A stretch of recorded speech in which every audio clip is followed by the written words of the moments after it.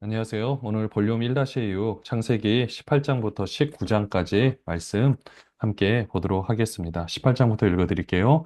여호와께서 마므레의 상수리 나무들이 있는 곳에서 아브라함에게 나타나시니라. 날이 뜨거울 때에 그가 장막문에 앉아 있다가 눈을 들어 본즉 사람 셋이 맞은편에 서 있는지라.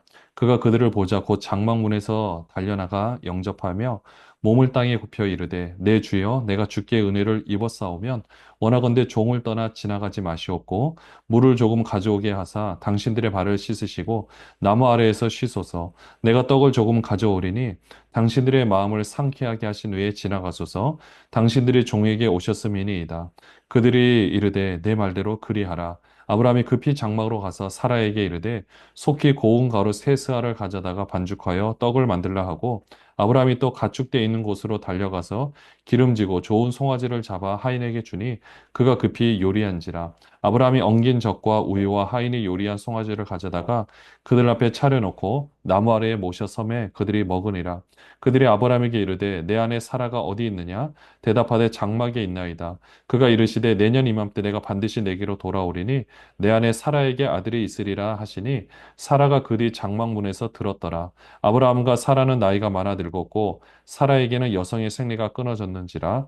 사라가 속으로 웃고 이르되 내가 노쇠하였고 내 주인도 늙었으니 내가 무슨 즐거움이 있으리요? 여호와께서 아브라함에게 이르시되 사라가 왜 웃으며 이르기를 내가 늙었거늘 어떻게 아들을 낳으리려 하느냐?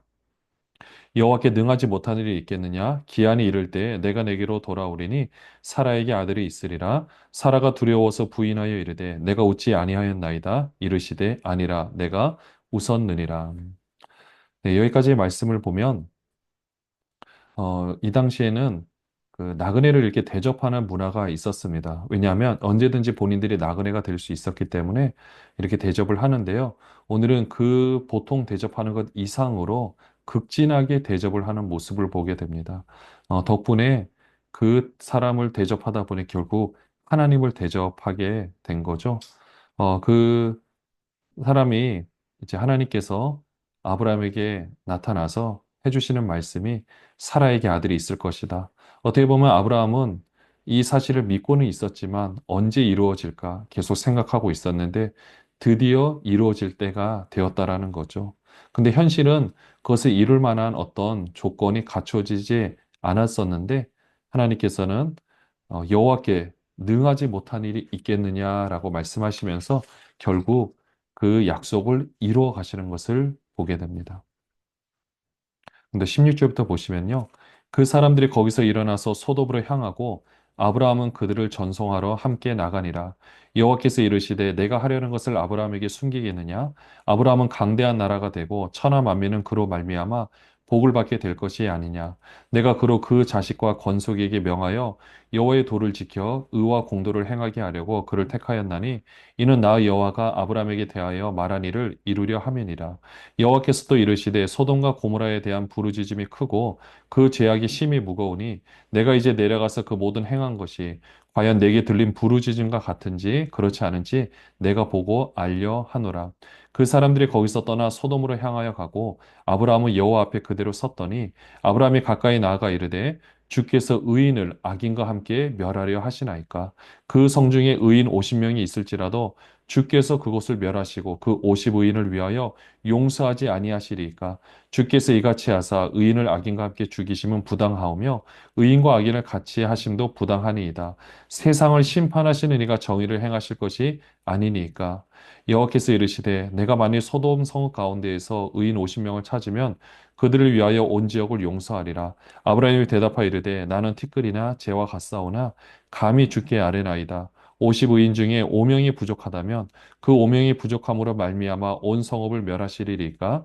이르시되 내가 거기서 45명을 찾으면 멸하지 아니하리라. 아브라함이 또 아뢰어 이르되 거기서 40명을 찾으시면 어찌하려 하시나이까. 이르시되 40명으로 말미암아 멸하지 아니하리라.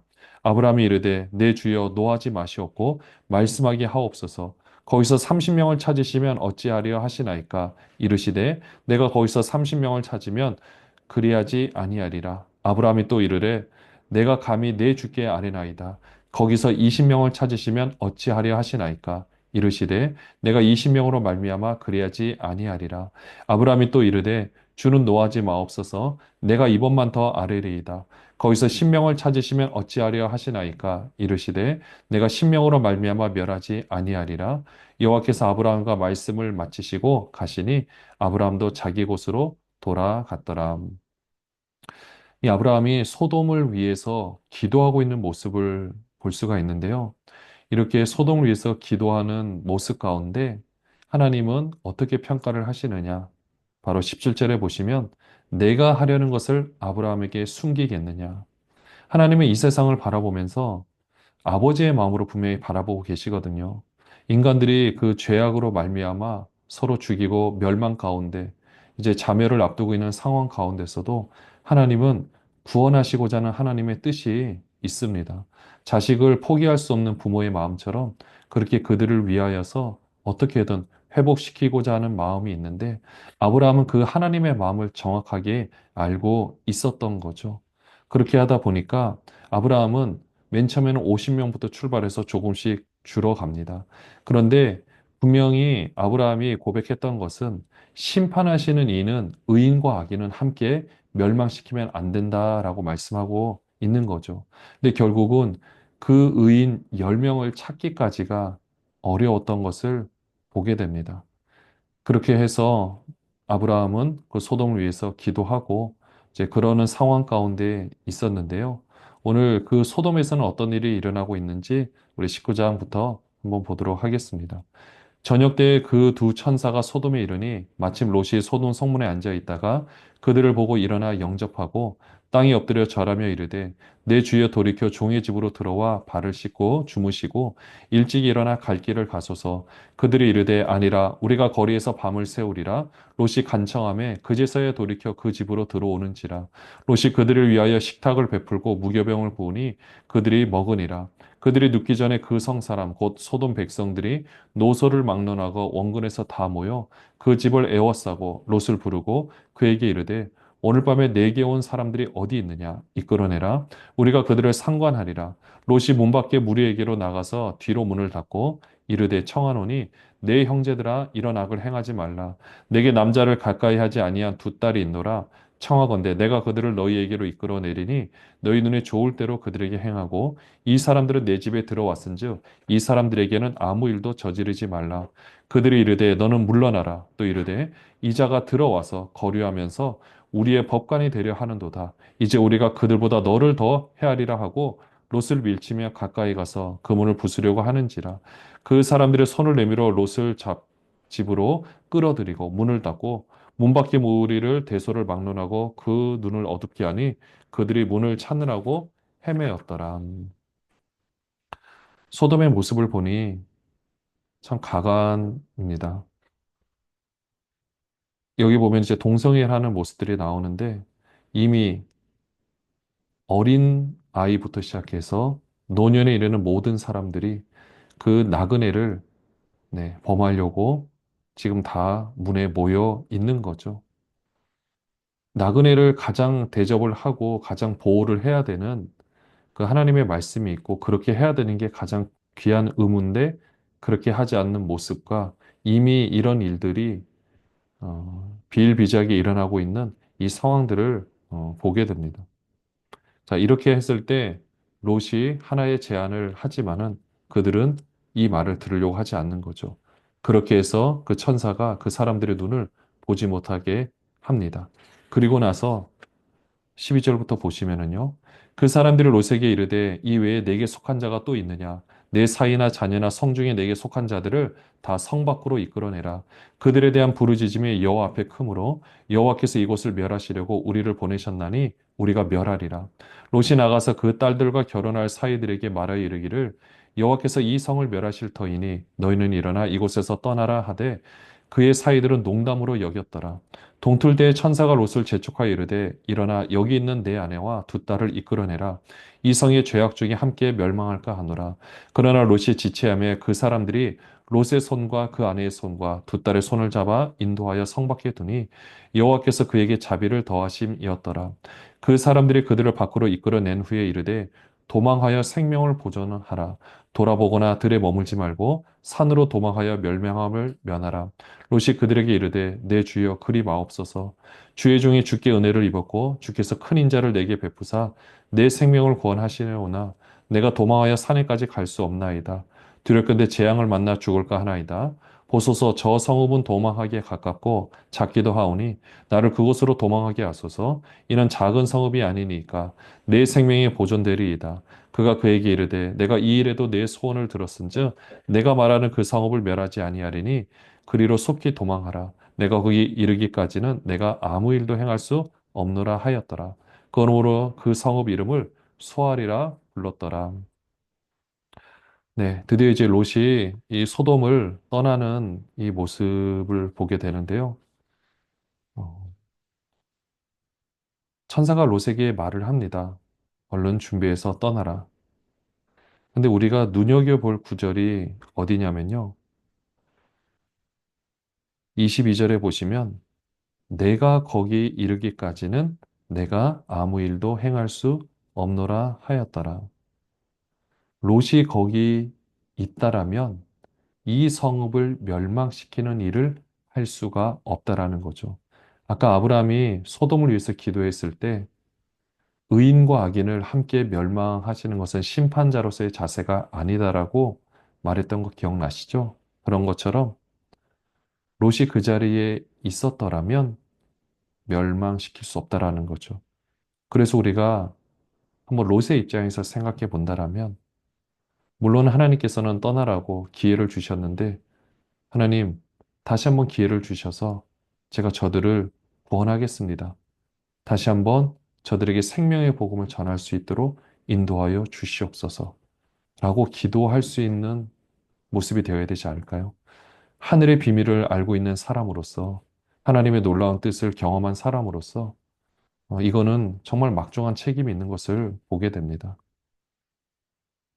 23절에 보시면은요. 롯이 소알에 들어갈 때 해가 돋았더라.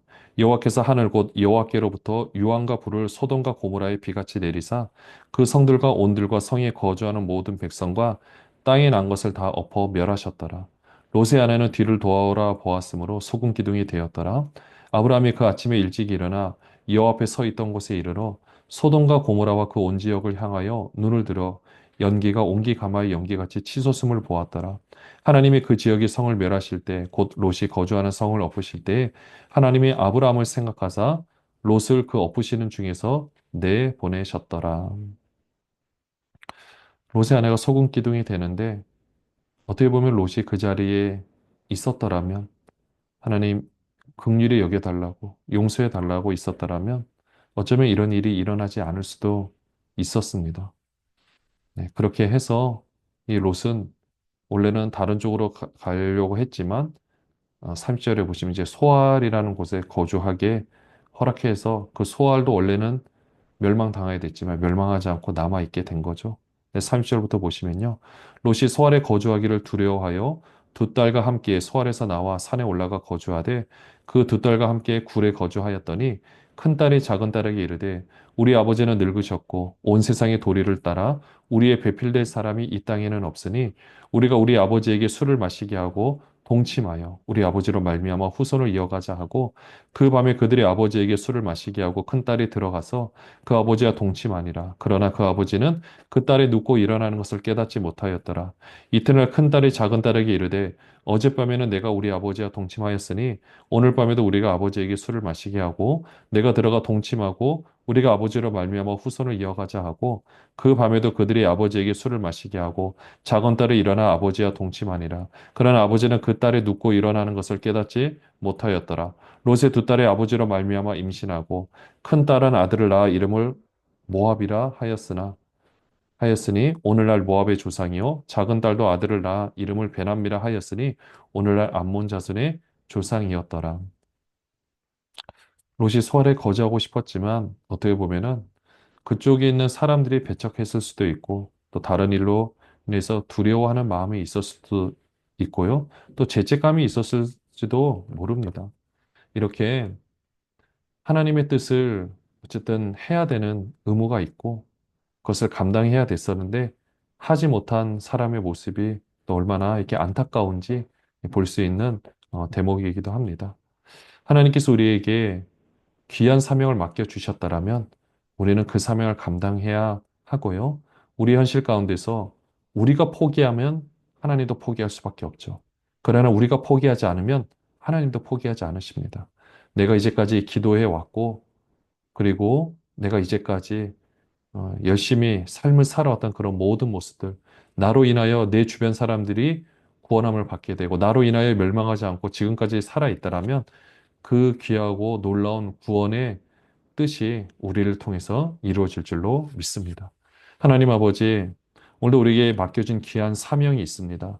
하늘의 비밀을 맡은 사람으로서 소돔을 위해서 기도했던 아브라함의 모습과 혼자서 도망쳤던 롯의 모습을 다시 한번 돌이켜 봅니다. 하나님, 오늘 우리에게 맡겨진 귀한 사명, 우리가 있음으로 말미암아 하나님께서 그것을 멸하지 않고 그들을 보호하시고 있었던 것처럼 우리를 통하여 하나님의 놀라운 뜻이 이루어지기를 원합니다. 구속사역이 이루어지고 하나님의 놀라운 구원이 이루어지고 우리를 통하여 하나님의 귀한 뜻을 마음껏 펼쳐내는 우리 모든 분들 되게 하여 주시옵소서. 예수 그리스도의 이름으로 기도합니다. 아멘.